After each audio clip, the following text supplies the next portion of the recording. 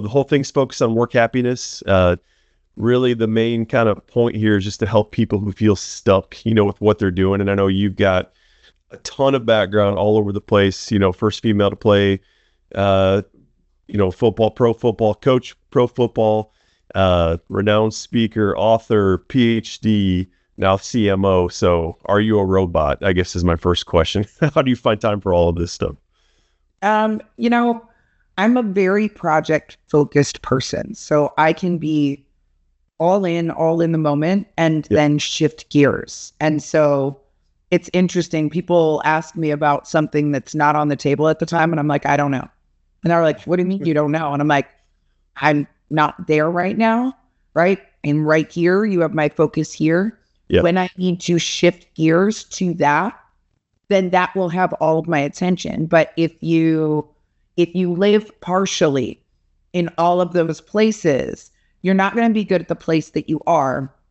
You're always going to feel like you're not enough. You're never going to feel like you really are syncing up. So like, I am hard and fast in what I do, and some people don't get it. Like, if I'm running a kids camp, those kids are the most important thing in the world. You adults have patience. Take your adulting over there and you can wait, right? Yes. Even doing an interview or something that will enhance the business side, right? And the longevity, the adults have to fit that in around the places and spaces I need to be there for the kids. And so it's in doing that you can do a lot of things. And because I have a very creative mind, I need a lot of different things. Okay. So, I am big in the topic of neurodiversity. I am definitely a person who is ADHD. The more I learned about it, I was like, oh yeah, they're talking about me. Right.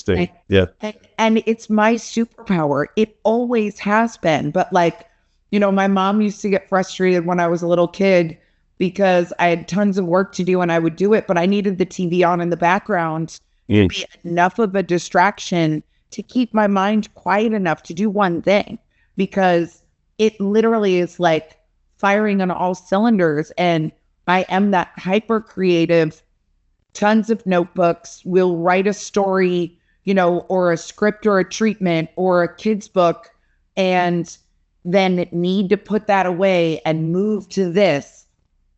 And so really figuring out, instead of being frustrated with my brain and how it works, instead go, okay, this is how my brain works. And it's kind of awesome. And, if it means that me reading a journal article, right? So I got my PhD. In order to do that, I need to be doing slow cardio on a treadmill. So I'm distracted enough to be focused. Then that's how I need to function things. And the times that I struggle are when people try to put me in their box of how things should function. And it's a very different box than my box, right? And so I think for people, happiness, if I was giving advice on that and work, and what I've found is, the first thing is, do put that on your list of priorities, right? Because the things that I do, I'm really passionate about. So that makes me want to do them. A kids camp, for example, that is work, but doesn't feel like work because I get to be a big kid. And I will run myself till I faceplant, right? But know what those things are that are your special sauce, and also know how you work best. If you're somebody who is hyper productive early in the morning, schedule yourself to do work in those hyper productive times. If you're somebody who does your best focusing at night after you put your kids down, then schedule that there. Don't just fight it. Like, lean into the ways that you can make your life really productive and really feel good, and lean into where you are good and awesome and special. And then don't let other people convince you that you should not be on your list of things to do. And that's really good. Yeah. That was something I had to relearn. And I think I have to relearn that periodically in my own life.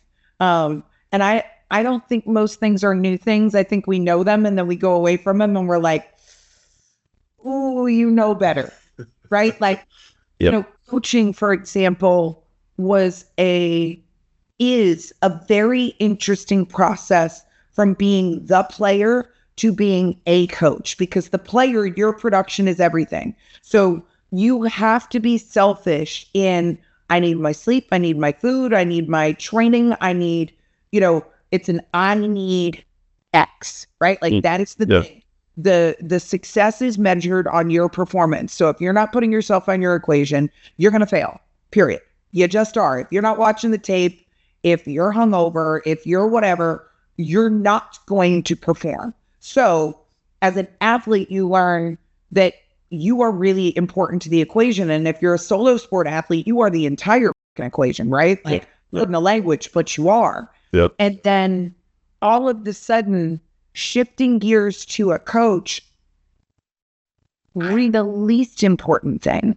Everything that I do needs to be to facilitating maximal performance from my athletes, which means it's my job to know them well enough to help them to get to their best place, which means if somebody learns differently, I need to learn how to teach differently. If somebody needs to be communicated, some people need a pat on the back, some people need a kick in the butt, other people, some days need a pat on the back, the other days they need a kick in the butt, some days they just need a hug, right? Yeah. And you have to be able to read somebody's eyes to know the difference and put yourself as a coach, you have to be super coachable, right? Because if you think you know all the answers, you're going to fail, because all of your players are the answers and the questions. And so I got into a mode of needing to be all things to all people and forgetting that I was only as good as I felt, and I felt about myself. And, and so I recently, started playing pickleball because I've been a competitive athlete my whole life, and I thrive in that. And I needed a place to put energy for me. Doesn't mean I wasn't working out, but I was sick of feeling like a hamster on a wheel with a treadmill walking to nowhere, right? You're just walking to walk, right? Like and it's important. Nothing exciting about it. Yeah. But there was no end game for me. And I'm a project focused, end game oriented, competitive person. Yes. That's what I was going to say. So I need to be going out and taking lessons so that, I can beat that guy this week. And, oh yeah, you think you've got me? Well, give me a couple of weeks, right? And that reside that time and putting myself back in the equation has allowed me to hyper focus on myself and then be able to, shift gears into selfless mode, because I feel better. I look better. I am more energetic. And friends of mine just recently, I probably played 4 months now. They're like, how are you reverse aging? And I'm like, pickleball. Right. Because I got old quick when I wasn't important. And I think that's a really valuable lesson. And thankfully, the higher you go in your career, I think the more that you get to dictate structure, and then you say, you know what? No, I'm not free anytime. I'm free between these times, and I'm going to be better in this time because I took that time than I would be if I was just jumping on this and maybe having half hours wasted here and there, as opposed to saying, here's the window, fit the window, or go tomorrow, and not feeling guilty about that, but actually feeling good. Yeah, that makes a huge difference. I've started kind of blocking Mondays and Fridays as far as those modes where you're jumping on meetings nonstop. I just call them my writer's blocks. I block them out. Nobody can touch me unless I want to go to that meeting. Like you said, you can dictate that calendar. I feel like you said a few things there, Jen, in terms of, I feel like when people get stuck in this kind of unhappiness, they're not taking that time to kind of do that self-awareness and say, man, what am I missing right now? What's missing kind of from what the work is, or am I around enough people? Am I helping enough people? I mean, that has to be super important for you to be able to share that with kids too, right? Like in some of these camps, because I don't think most adults can't even handle that. So how are you kind of getting that across to the next generation? I think for kids, my messaging is a little bit different. And that is because, they get put into so many things, right? Like, and for when my focus is on girls, my goal for them is to try more things and to be willing to get ugly and to get uncomfortable, right? Yeah. Like one of my things that I tell every kid I work with, it's one of my favorite drills. I'm like, hey, are you ready to get ugly? And they're like, what? And I'm like, they're like, no way. Yeah. We're about to get super freaking ugly. And they're like, but shit. And in the age of social media where everything's captured and everything's filtered and everything's supposed to be pretty polished and perfect all the time, we've glorified success and mitigated the willingness to just fail forward. And I think it's healthy to realize you're going to suck at first. Yeah. It's going to be ugly. It's going to be uncomfortable. You're not going to be a superstar. The photographs are going to be ugly, right? And to do that as somebody who's done so much and be like, oh, I get ugly every day. And they're like, what? And so for them, I want them to get past the fear of trying and then be willing to invest once you find what's investment worthy, right? I tell them to get really good, you got to get good and ugly.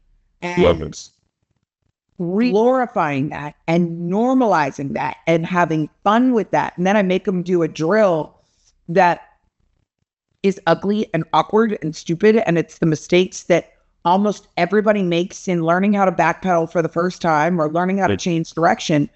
And by showing them the absolute worst wrong case scenario, I teach them how to feel when they're getting off. And I also teach them to know the difference between what feels right and what's kind of sort of there. And so there's benefits in normalizing the process. And so for kids who are afraid to try something, that's my main thing with them because, I don't think it's as much a burnout problem yet because I'm sorry, I wish my worst problem was that I had to go to school and spend time with my friends and go to practice, right? Like those are things that we got to do. But, unless you're talking about a high performing athlete, which sometimes then it's the competitive pressure element of burnout and maybe a lack of social circles, like it's a different type of burnout generally for young, high performing athletes. So I always try and make conversations easy to have. And I do a lot of personalizing through throwing myself under the bus and making myself human. And that's something that was a really important lesson. I learned that when I was the head coach of the Australian women's national team. Yeah. And I'd never been a head coach before. And there's different dynamics between, I think, women coaching women and, women coaching men or men coaching women, right? And it's that inherent level of competition, right? I'm not inherently competing with the guys, right? We're not toe-to-toe, chest-to-chest, eye-to-eye. We are toe-to-toe, chest to belly button, eye to, I can't see over you, right? And so we're not competing in that same way. With the women, there's more likelihood of comparison. And apparently, and I didn't really know this until I was in that role, like I kept hearing a phrase over and over, which was like, oh, but you can do that because you're Jen Welter. As if I was a superhuman, not a human who was doing something super well. Those are two different things, right? Interesting. If you're superhuman, someone else can't do it because there's some, supernatural reason why you're allowed to do it, right? Like flying in Superman. But being a person who's super good at something through work just means that they can get there. They just have to put in the work. And I had separated myself from that conversation, and they were seeing it as more of a, well, she's special and that's why she can do it, rather than if she can do it, I can do it. And Love it. I made all of my players tell me what my kryptonite was. You don't often get to do that to somebody who's in the power position. But I needed them to realize that I wasn't perfect either. And that if I could do it, they could do it. They just maybe hadn't been taught or whatever. And when we went through that kryptonite exercise, it was interesting for a number of reasons, but one being they didn't say the things that I thought they would say. Wow, really? That's cool. Yeah. Yeah. They basically said my kryptonite was that I would run myself into the ground and put everybody else. I bet that hit pretty hard. Yeah. It did. Yeah. One person said top shelves were my kryptonite, and that was also accurate. Always got to be that guy. Come on now. Okay. You touched on burnout. That's a huge topic for professionals, I think, struggling. Imposter syndrome is one that a lot of people are talking about now. So, I love the hashtag kick glass. I love you talking about getting through the ceiling and kind of, setting new standards, especially for women. Can you talk about imposter syndrome? Have you felt like an imposter? What do you do when you kind of have someone feeling like that? How do you walk them through that kind of? I'm sure you lean on that psychology degree and some of that background sometimes. I think imposter syndrome is such an easy, it's such an easy term to say and one that's really hard to define. Yeah. Right. I think we almost, I used to feel like this when I would open a fortune cookie and you're like, you will be authentic. You're like, ooh, but I will. And yet there we go. Yeah. There's no definition. It's just like fortune cookie knowledge chunks. Yeah. Right. I'm like, okay, what does that mean to you? Mm-hmm. Right. So if and when that comes up, that's the first thing. Like, okay, tell me what imposter syndrome means to you. Yeah. Let's define it. Yeah. Yeah. So define it. All right. Let's talk about it. Yeah. What's imposter syndrome mean to you? Yeah. For me, it's you're in a space where you kind of look around the room and you think you don't belong, even though you've kind of put in the time, and you've put in the work and you maybe have that education, you should be in that room, but for whatever reason, you feel like you aren't measuring up to other people. So when I talk about it, Jen, I say it can be a good thing. It can be an unlock for you. If you recognize it's happening, it's something that, could motivate you to go take extra training, network with people who are empowering and kind of building you up. So I feel like we shouldn't run from it. I feel like once you define it, you can kind of use it to your advantage. I think of it as like the Wizard of Oz behind the curtain. Yeah. Remember when the Wizard of Oz was revealed? Well, guess what? He was the great tiny guy. Yeah. He wasn't, this Scantron thing. And I think that's almost what it is that we're afraid he's going to pull back that curtain. And yet pretty polished and perfect isn't relatable. And there's not one person, like I say perfection only exists in intention.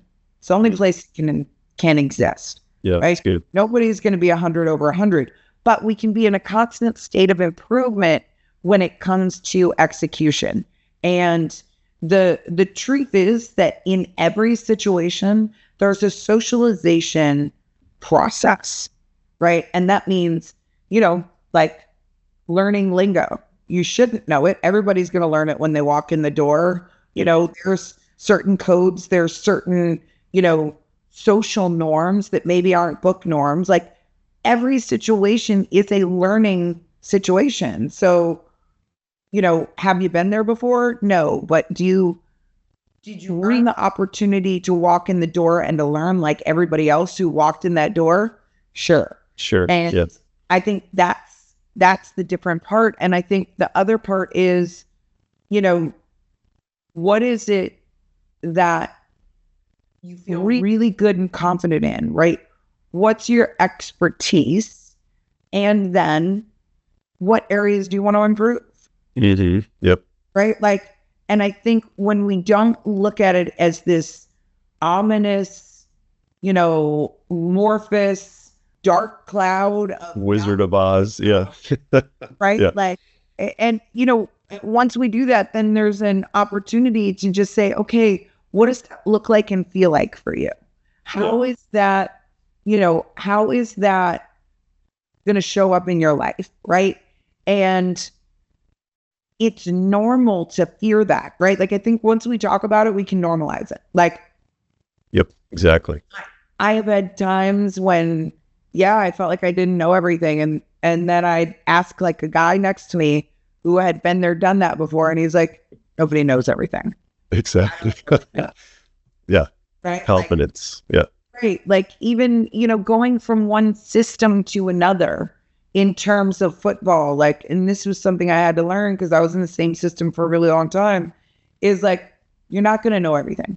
You're not going to know what their reads are because their reads are part of their magic, right? Yep. Like you might be running scissors, right, against a cover 2 as a quarterback, but this offensive coordinator, based on their defense, wants you to look here to here to here, whereas a different offensive coordinator wanted you to look here. Look at even Tom Brady when he went to Tampa, right? Yeah. At first, it was chunky for him because the reads were different. Then they put in some motions, which allowed him to get more comfortable in making the reads faster, and he was lights out. Yeah. Like you say, he's the GOAT. Like, argue with me if you want to, fine. But like, the guy's freaking brilliant, and it took him time to go from a system he knew better than anyone to a new system because that is the learning process. So awesome. Was Tom Brady going, oh, you know what? I have imposter syndrome because I've never seen this playbook before that's this big. And it might take me some time before I'm lights out there. Like I was lights out in a system I ran for 20 years. Come on. I love it. No, it's awesome. Great example. Last question. I'll get you out. I know you're busy. I always try to ask people this because I think there's so much kind of still in our childhoods that we either try to latch onto or try to get back to. What did you want to be when you were a kiddo? Think back to like 6, 7, 8 years old. And then if that young Jen Welter walked up to you right now, what kind of advice would you have for her? Just in terms of work advice, life advice, what would you tell your kid version of yourself? Gosh, there were so many phases of young Jen and what she wanted to be, but like. So it wasn't always football? It wasn't always sports? Really? Sports, maybe yes, but football maybe no. I can say I remember distinctly at one point sitting up in my room and I was practicing my autograph. And my mom said, Jenny, what are you doing? And I was like, I'm practicing my autograph. She said, okay, what is it an autograph for? I said, I don't know. I'm going to be famous. So I have to have an autograph. You got to practice it. Yeah. Yep. And she said, okay, what are you going to be famous in? I said, I'm not sure yet. Either an athlete or an actress. Love it. And, I look back to that young Jen and she was right. And I lovingly tell people now I get to do a little bit of both, right? Yeah, that's what I was going to say. Yeah. Stage and playing and those elements of being a high performer and liking to compete have always been there. The young Jen knew it. Older Jen had to remember it. Because the world tells us differently. Oh, why don't you just get a real job? Oh, girls don't do that. Oh, what's your backup plan? Oh, all of these things when you dream big and they say, I knew a person and they didn't make it. Yeah. Great. Like you knew one person who didn't make it. Thanks for the confidence. Yeah, exactly. So it actually killed my entire dream. Like, but until we look at and think about those things, we don't. And this Jen would say to young Jen, don't ever lose that, right? There was a time in my life where I remember minimizing my gifts because I didn't want to make anybody else feel bad. And I didn't want to shine too brightly or stand too tall or be too different because it made other people feel bad. And It's real wild to remember that, like, the goal isn't just to fit in, it's to stand out and to stand tall and to, be proud that you're smart and showcase that you're creative and celebrate yourself in the end zone. And the people who really are there for you are going to cheer with you and for you and push you and compete with you and not just let you rest in your comfort zone. And those are the people you want to surround yourself with, not just the people who, want you to hang out on the weekend or, want to be around you because you're the one with the car, right? Like, and I think it's so easy to get lost in, popularity. And in doing that, like, we as girls and women aren't taught to be the standouts, because the standouts are the ones who are almost getting mean girled sometimes. And, I was never really that person. Like, I was always somebody who was good at things and wanted other people around me to be good at things too. And, would push my teammates and, put in the extra work and bring them with me and do those things. And I think if we shift the goal structure and we shift the identity part and we give kids the permission to say those crazy dreams, work for those big goals, do all those things, then, they're not going to get all of them. Like, you're not. No one is. But a friend of mine, Carolyn Miller, told me, like, when somebody tells you that big fledgling, like that fledgling dream, right? That sparkle of a creative thought or maybe a business or, they're sticking their toe in the water. Yep. That's the most fragile time for a thought or an idea or a whatever. And she said, really the only right answer is tell me more. Right? Instead of making it about you or, oh, that's not going to work. And especially the not no and or no because. Right. Tell me more.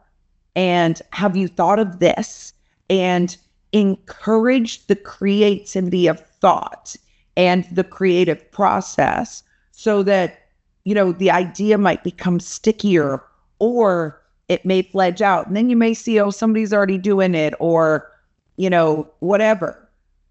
But you didn't close it down before it started. And so many of us here know before we really have to have time to really know if the idea is good or not.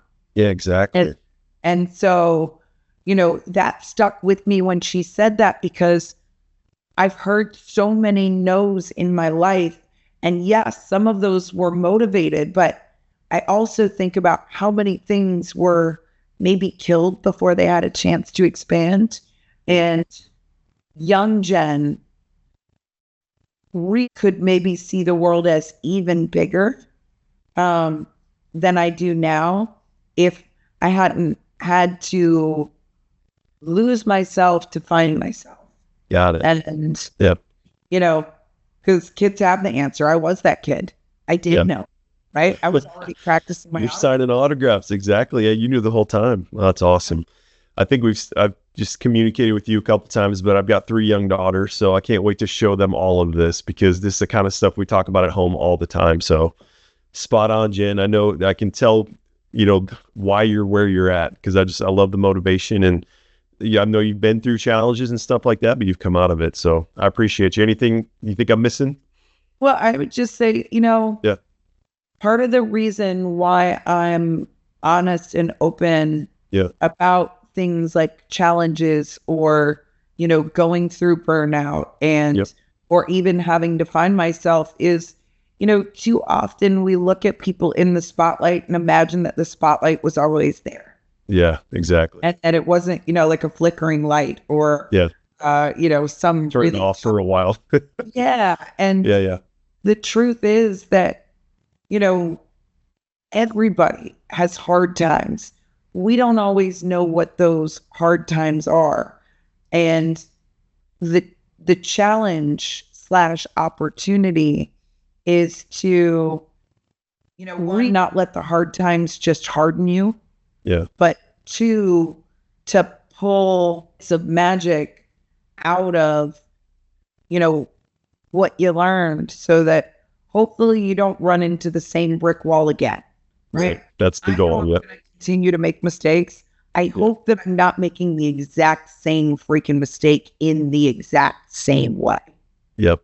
Yeah, it's all about learning. I love it. Yeah. Well, thank you, Jen. I really appreciate you. Thanks for this. I'll send you, as I cut it up and we put stuff together, I'll send you everything. But thanks so much. I know you're a busy lady, so I appreciate you. Thanks. The football player in the back. I got Franco Harris back there. I'm a Steelers guy. Yep. Franco was a good man. I obviously didn't get to meet him, but he's definitely one of my heroes. I mean, he just gave so much back too, I knew Franco, I wouldn't say well, but I met him several times and talked to him a few times. And he's such a bright, passionate guy. And for those who don't know, Franco was a big advocate for women in football. For sure. Yep.